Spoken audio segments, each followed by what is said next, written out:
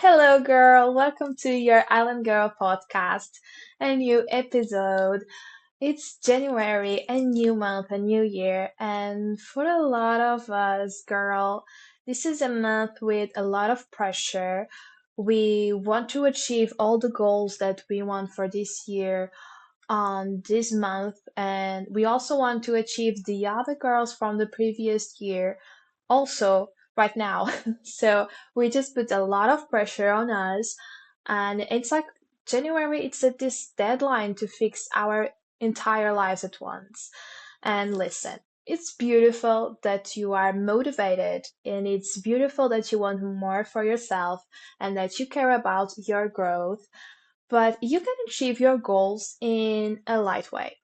I'm not saying you won't take so much work. I'm not saying you won't feel like giving up because it happens. And you also, I'm not saying that you definitely won't fail because you will. That's part of being human. But if these goals are meant to make you feel happier, more fulfilled, and more aligned, why not romanticize the process? Why not remove some of this pressure, girl, and allow yourself to feel beautiful, confident, and proud while you're building the life you want? So today, let's talk about how to make this January feel lighter.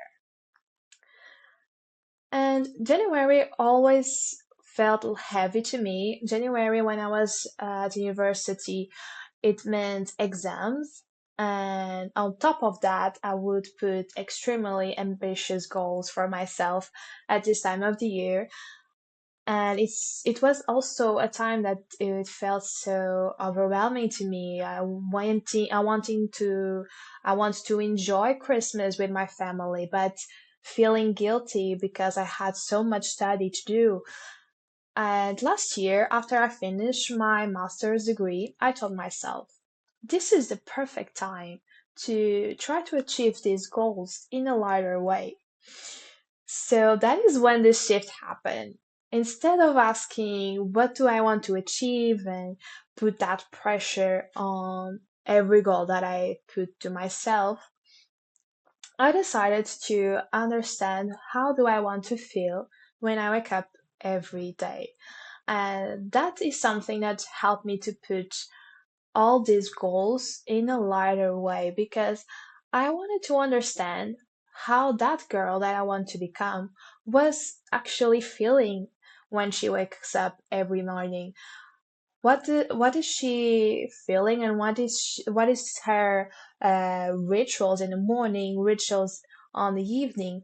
Because it is more of what I want to feel and not about this pressure that I want to just change all my life right now and achieve all the goals in this month. So when I understand that this girl wants to feel in a certain way and also is creating the life that she wants, it's very different. You feel much. You set you these goals and you feel this intention of pursuing it because you already feeling like this girl is feeling too.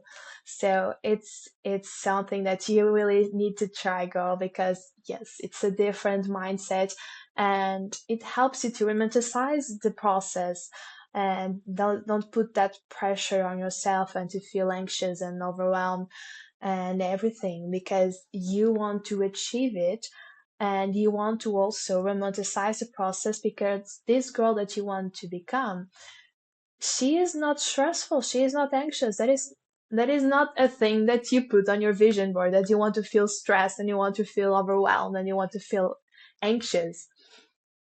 So I that is why that I started to create this small morning routines and evening rituals. And most importantly, I started to really know myself because, girl, we live with ourselves 24/7. So we must understand how certain things make us feel and also how to make them feel lighter. So I already know that after work, I feel like zero motivation to go to the gym. If I want to wait until I feel like training, I simply won't go. So that's why that I prepare my workout clothes on the day before and put them straight into my work bag.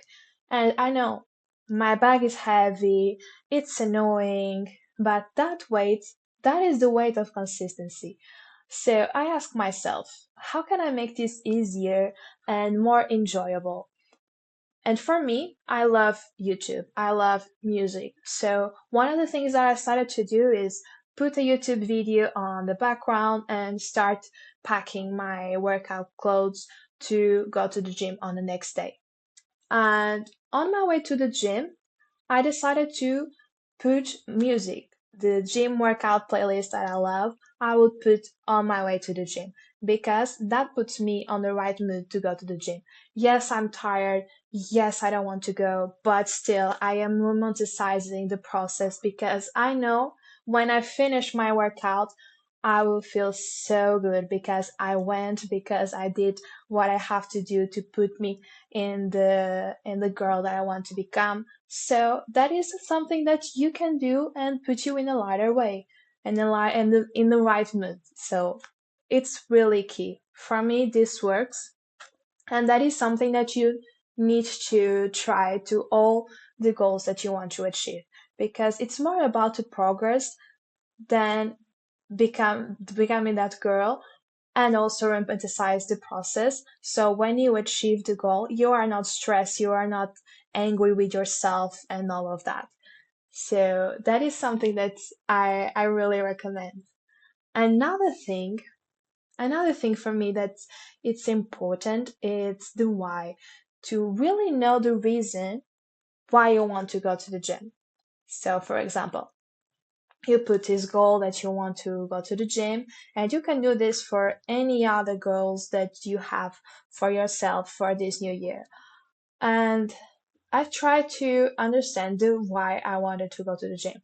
It's because I want to lose weight. It's because I want to have my body toned. You need to understand the reason why you want to achieve this goal because you need motivation and you need a why, and then your brain needs to understand why are you putting this goal to change your entire routine and include a habit on your new life. So that will help you to stay consistent. For me, one of the things that helped me to get this consistency to the workouts and to go to the gym was the photos. We live in a visual world, girl. So photos are really important for us nowadays. So one of the things that I decided to do was taking photos of my progress. Every time that I go to the gym, I take a photo to prove that I went. I take a photo to prove that I showed up. I take a photo because I want to prove that I went, even while I didn't want to go. And then also a photo of the progress to understand also where I started and where I'm at. So this helps really for me to get motivated and consistent with the workout. The other thing is about the planning. Planning is the most romantic thing that you can do with your life, and that is so powerful. All of my friends always mention to me, "Oh, Isabel, you are so organized. How can you put this organized and be so organized every single day? How do you do that? You can do your things, your project, and also you go to the gym and you plan your meals. How you do that? I don't understand how you do that, girl." It's planning. Planning is the key, girl. Why won't you plan? I mean, if you talk with any CEO from any company, and even the companies that you hate and everything, and you ask them what is the goals for the company, what's the strategy for your company this year, and they can tell you right away what is the strategy for their company. So, as a CEO of my life, how I don't know what is going to happen this week and how do I want to achieve my goals?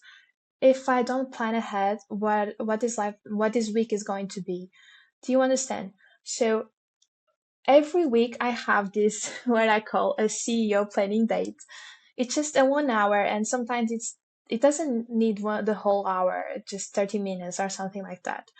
And it's the time of my week, usually on Saturdays, on Sundays, on Fridays. It really depends on my schedule, but it's a time where I just talk with myself, be honest about the goals that I want to improve for this week. Also, do a recap from the previous week to understand how the week before went, and also how do I want to improve and how I will improve this new week according to the goals that I have to that week. And that is a moment that you be honest with yourself, you sit down with yourself, write it down.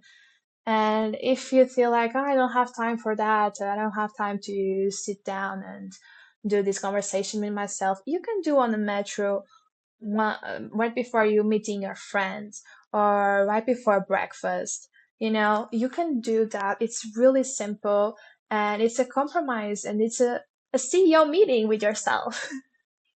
It's a way to romanticize also the process. It's this conversation with yourself to understand, oh, I felt anxious when I had this so many things to do one another. Okay, let me just put this 5-10 minutes break between things so I can see the sunset, so I can make my tea and feel don't feel that heavy while I'm doing all the tasks that I need to do.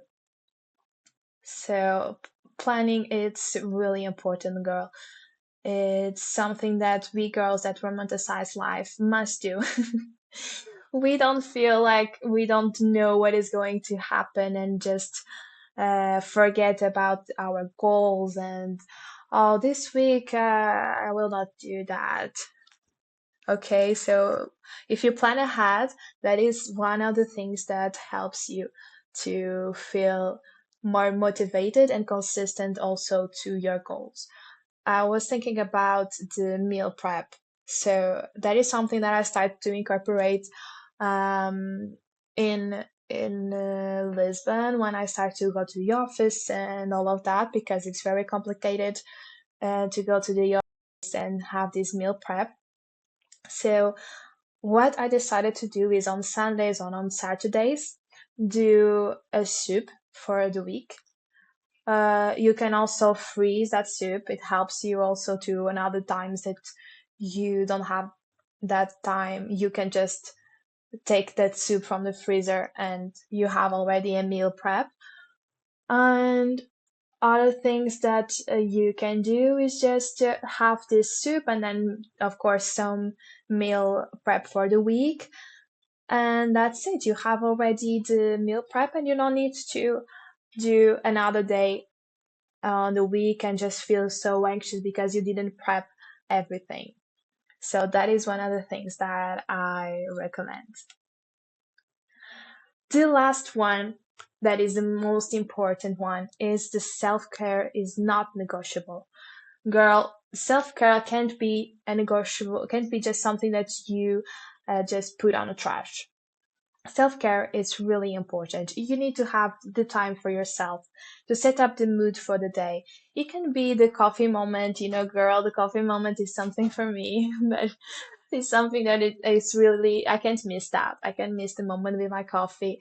The skincare routine in the morning, in the evening, the time to read my book, the time to sing. It's also a thing that I love to do. So and the time to be with my friends is something that is not negotiable are those things. I need to have this time with my friends. I need to have this time with my skincare routines and to organize my room, to organize my meals. That is something that you can negotiate. You can negotiate with anyone. It's something that you need to do for yourself, and it helps you to get what you want. So, girl, January doesn't have to feel heavy. And your goals don't need to hurt to be valid. You're allowed to dream big and be gentle with yourself. You're allowed to be disciplined with softness, not punishment. So this January, just ask yourself, how can I make my goals feel lighter? How can I fall in love with the process instead of rushing the result? And if you feel like you don't want to do this alone, if you want a quieter, more intimate space where we romanticize life together, I created a Telegram channel for that. It's where I share reflections, rituals, reminders, and honest thoughts. So the kind of things I don't usually and I don't always share on social media. You can join through the link in the description. I truly love to have you there. And remember, you don't need to become someone else this year. You just need to come home to yourself. So, see you in the next episode, girl. Bye.